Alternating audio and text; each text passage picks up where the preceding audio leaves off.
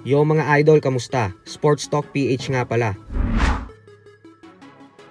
Ang banat ng mga Hapon. Pag-usapan natin yan mga idol. Ngunit bago ang lahat ay huwag kakalimutang mag-subscribe at i-click ang notification bell button for more sports talk. So maging ang mga Japanese fans nga po ay sumasang-ayon na din ngayon sa kampo ng kanilang pambato na si current undisputed Super Bantamweight World Champion Japanese Monster na Naoya Inoue na wag nitong lalabanan ang ating pambato na si former WBO Bantamweight World Champion Janriel Casimero. Maging ang mga Japanese fight fans po kasi ay hindi rin natuwa sa pag-overweight ng angas ng Pinas sa weigh-in nito kontra sa Mexican former world title challenger Saul Sanchez. Ayon sa post ng isang Hapon na ito, ay hindi niya daw alam kung ano na ang sunod na hakbang na gagawin ni Casimero at kung magpapatuloy pa daw ba ito sa kanyang professional boxing career. Subalit ngayon umano ay hindi niya na daw ito nakikita bilang potensyal na kalaban ng binansagang halimaw ng Japan. Habang ang isa namang ito ay sinabing nag-overweight daw si Casimero at nanalo via knockout kontra sa fighter na hindi naman daw totoong super bantamweight fighter.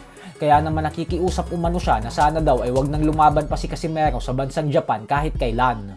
Habang may nagsabi naman na hindi daw marunong sumunod si Casimero sa pinakamahalagang batas sa sport ng boxing, na pagkuha ng tamang timbang. Buti na nga lamang umano ay mabait daw si Sanchez at pumayag pa rin ito na labanan siya, dahilan kung bakit nakuha umano ni Casimero ang panalo via first round knockout. May nagsabi din na dapat lang umano na i-terminate ang kontrata ng angas ng Pinas at na naaawa daw siya kay Saul Sanchez dahil kinailangan pa umano nitong sumugal at ilagay ang kanyang sarili sa kapahamakan ng dahil sa paglaban nito sa isang overweight boxer. May nagsalita din at sinabing nananawagan umano siya sa mga organizers na magsagawa ng aksyon at ipawalang bisa ang kontrata ni Casimero sa ilalim ng Treasure Boxing Promotions ni Masayuki Ito. Napakadami pa pong banat ng mga Japanese fight fans sa ating kababayan. Pero sana naman ay maisip din nila na pinagbayaran din ni Casimero ang pag-overweight niya, gawa ng 128-pound rehydration clause sa mismong araw ng bakbakan. Habang si Sanchez naman ay pagkatapos ng weigh-in ay todo lamo na ito at nakapag-recover na bago sila nagtagpo sa ibabaw ng lona.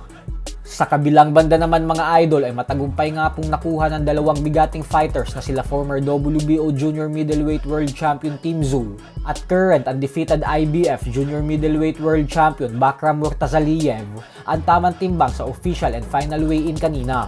Tumimbang si Tim Tszyu ng 153.4 pounds, habang ang kampyon naman ay 152.8 pounds. At dahil parehong pasok sila sa 154-pound limit ng Junior Middleweight Division, kaya naman tuloy na ang kanilang bakbakan bukas. Pagkakataon na po ito ni Tim Tszyu maging isang ganap na world champion ulit, matapos matalo sa kamay ni Sebastian Fundora nitong buwan ng Marso lamang. Subalit hindi po ito magiging madaling hamon para kay Tim Tszyu. Gawa ng may napakalinis na record ang kampyon na si Bakram na 22 wins with 16 knockouts at walang talo. Kaya naman masusubukan talaga ang number 1 fighter ng Australia sa laban na ito bukas. So hanggang dito na lang po muna tayo mga idol.